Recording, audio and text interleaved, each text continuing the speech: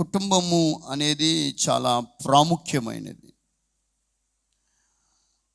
కుటుంబ వ్యవస్థ ద్వారా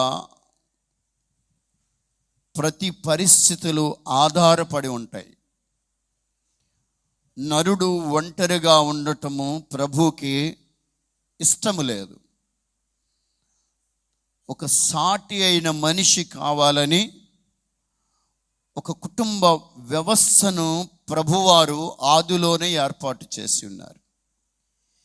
ఇది దేవుడు చేసిన ఏర్పాటు. ఇది భార్య, భర్త, బిడ్డలు, ఆ నలుగురు లేదా ఐదుగురు, ఆ ముగ్గురు ఆ కుటుంబములో నిలిచి ఉండటం, ఆ కుటుంబము దేవునికి సమీపముగా ఉండే అవకాశాలు, దగ్గరగా ఉండే అవకాశాలు ఉండగలిగితే,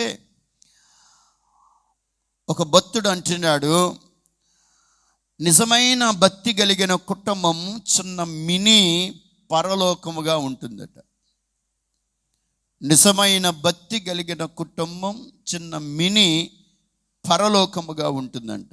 కుటుంబ వ్యవస్థ గురించి బైబిల్ గ్రంథములో 3 బలమైన మాటలు ప్రభువారు పొందుపరిచి ఉన్నారు. మత్తయి సువార్త 18వ అధ్యాయము 20వ వచనములో వాక్యం సెలవిస్తూ ఉంది, 2-3 నా నామాన ఎక్కడ కూడి ప్రార్థన చేస్తారో నేను వారి మధ్యను ఉంటాను అని అన్నాడు. 2-3 అని అంటే అది కుటుంబ వ్యవస్థకు దగ్గరగా ఉంది.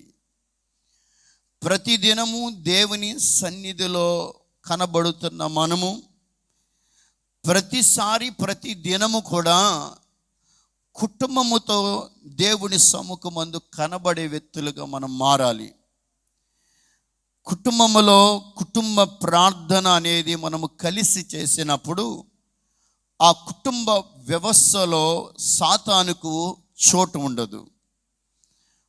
పాత నిబంధనలో మనము గమనిస్తే యోబు భక్తుడి జీవితంలో ఆయన ఉదయాన్నే ప్రభు సన్నిధికి వెళ్ళి ఆయన బలులు అర్పించారు వారి పిల్లల కోసం. వారి పిల్లలు పరిశుద్ధంగా ఉండాలని, వారి పిల్లలు పరిశుద్ధమైన జీవితాన్ని జీవించాలని, వారు కలిసిన ప్రతి చోట అపవిత్రతకు చోటు ఉండకూడదని, పవిత్రత కలిగిన వారిగా ఉండాలని బలిపీఠాన్ని కట్టడానికి ఇష్టపడి ఉన్నారు. కుటుంబ వ్యవస్థలో ప్రతిరోజు ప్రభు దగ్గర మనము బలిపీఠ